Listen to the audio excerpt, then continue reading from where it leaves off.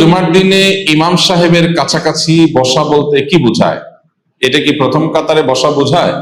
উদাহরণস্বরূপ বলা যায়, ইমাম সাহেবের সামনে দ্বিতীয় কাতারে বসা উত্তম উত্তম নাকি দূর হলেও প্রথম কাতারে বসা উত্তম? ইমাম সাহেবের বাম পাশের কাতারের তুলনায় ডান পাশের কাতারে বসা কি উত্তম? এমনিতে সামনের কাতারে বসার ফজিলত পরিষ্কার, বিভিন্ন হাদিসে বিশুদ্ধভাবে বর্ণিত হয়েছে যে নবী করিম সাল্লাল্লাহু আলাইহি ওয়াসাল্লাম ইরশাদ করেছেন, যদি কেউ সামনের কাতারে দাঁড়ানোর ফজিলত জানতো, মানে সত্যিকারের ফজিলত জানতো, আল্লাহর কাছে যে কি মর্যাদা সে বাস্তব রূপটা যদি কেউ উপলব্ধি করতে পারতো, তাহলে তোমাদের সমাজে নামাজের সামনের কাতারে বসার জন্য লটারি করা লাগতো। অর্থাৎ সবাই বসতে চাইতো, যদি মানুষ জানতো, লোকেরা যদি জানতো, তাহলে লটারি করে সামনের কাতারে বসতে চাইতো। তার মানে সামনের কাতারে বসার, সামনের কাতারে দাঁড়ানোর নামাজের সময় এর বিশেষ ফজিলত আছে, যেটা অন্য কাতারে নাই।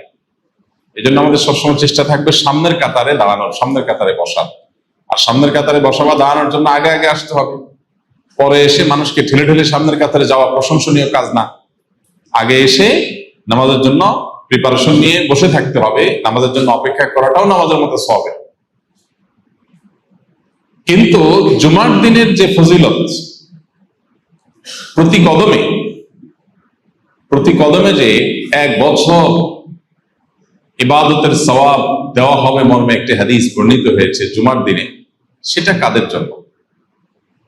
সেটা হলো ওই ব্যক্তির জন্য যে ব্যক্তি কয়েকটা কাজ জুমার দিনে করবে। তার ভিতরে একটা হলো মান বাক্কারা ইয়াউমাল জুমআতি ওয়াবতাকার ওয়া গাসসালা ওয়াগতাসাল, যে ব্যক্তি জুমার দিন আগে আগে ঘুম থেকে উঠবে, আগে আগে আসবে জুমায়, এবং গোসল করবে, উত্তম রূপে গোসল করবে,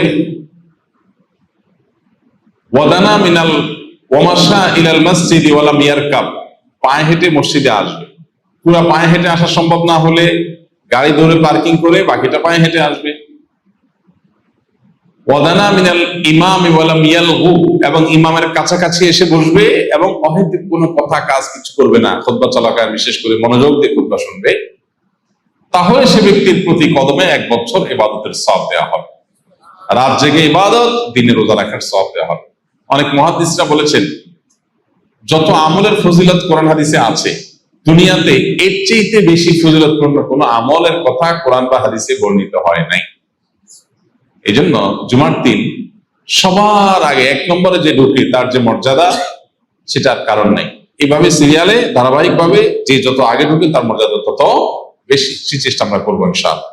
এই হাদিসে বোঝা যায় ওয়াদানা মিনাল ইমামি ওয়া লাম ইয়ালগু, এখান থেকে বোঝা যায় ইমামের কাছাকাছি বসবে। এখানে কাছাকাছি বসাটা মাকসাদ,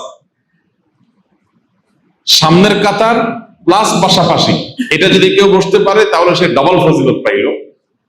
আর যদি সামনের কাতার না হয় কিন্তু কাছাকাছি হয়, তাহলে জুমার দিনের মধ্যে এই ফজিলতটা সে পাবে, ইমামের কাছাকাছি থাকা। আর সাধারণ অবস্থায় অন্য যে কোনো নামাজে, যে কোনো ওয়াক্তের জন্য মূলত প্রথম কাতারের ফজিলতটাই হলো মেইন, কাছাকাছি হওয়ার চাইতে।